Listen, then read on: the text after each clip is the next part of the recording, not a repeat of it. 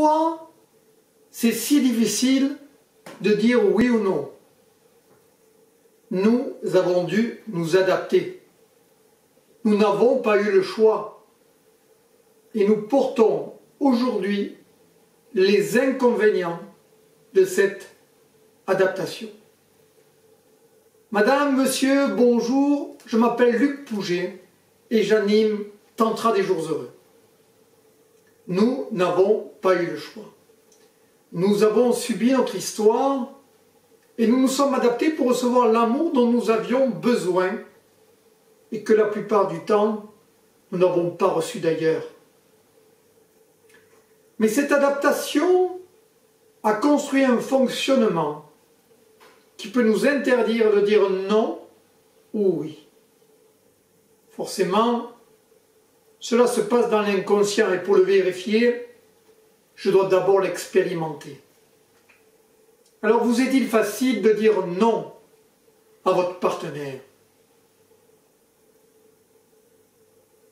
Vous est-il facile de lui dire oui ou est-ce toujours un peu compliqué? Pouvez-vous dire non à ses avances sexuelles? Comment pouvez-vous lui dire non sans le blesser? Et que faites-vous de non? Comment le transformez-vous? C'est tout le sens de ce travail. Car derrière se cache souvent votre sécurité. Celle de votre histoire, peut-être celle d'être encore ou enfin aimé. Sauf qu'aujourd'hui, ce n'est que de notre responsabilité de nous offrir ce que nos parents ne nous ont pas assez ou pas donné. Je n'ai plus besoin de l'attendre de quiconque. Ma sécurité ne dépend que de ma capacité à me consoler, à me protéger, avec la partie de moi qui peut agir. Elle fera ce qu'il faut. Elle me protégera, que ce soit en parole ou en geste. Elle me consolera pour que je ne me retrouve plus seul ou seule au monde comme j'ai pu l'être dans mon histoire. Et cela change tout. C'est ce qui me permet de choisir, de défendre ma position, car maintenant, cela ne dépend que de moi. Je ne l'attends plus de personne. C'est ce que je vais développer et faire apprendre dans mon programme de déconditionnement du papillon. Ma sécurité ne dépend que de ma capacité à me consoler et à me protéger. Alors si j'enregistre ceci, je me rends compte qu'il m'est possible de commencer à me positionner sans peur de ne pas ou plus être aimé. Il m'est possible de commencer à me positionner sans peur de ne pas ou plus être aimé.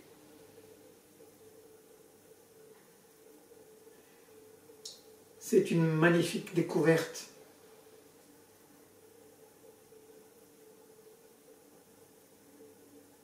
Je ne peux dire et faire uniquement si je me sécurise. Cela s'apprend. La deuxième question qui peut se poser, c'est est-ce qu'un oui est définitif? Ou comment peut-on changer d'avis? Comment peut-on se repositionner?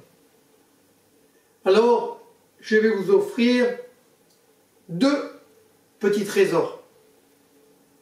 Le premier, c'est la clé du repositionnement. Elle est dans le délai de réponse. Si votre position change Et si vous arrivez à communiquer le plus tôt possible, même si vous ne savez pas exactement ce que votre future position sera, alors il est possible pour l'autre d'entendre. Il est possible pour l'autre de recevoir votre nouvelle position, votre changement. Et surtout, il ne se sentira pas trahi. La trahison, c'est ne pas oser dire à l'autre que vous n'êtes plus d'accord sur un engagement passé et de fait, lui mentir sur une durée plus ou moins longue. C'est très important. Je ne peux me repositionner que si je communique à l'autre mon changement de position au plus tôt. Le deuxième trésor que je vais vous offrir sera la clé du non. Comment dire non à mon partenaire sans qu'il soit blessé? Quelquefois, et suivant l'histoire de chacun, le non est tellement lourd qu'il est plus facile de le taire que de le sortir. Il est plus facile de se renier que de se choisir. Alors je vais vous offrir une phrase magique. Ce que tu me demandes maintenant n'est pas possible, mais je t'aime. C'est une phrase facilitatrice, incroyablement magique, qui permettra à l'autre de recevoir un non et à vous de vous respecter.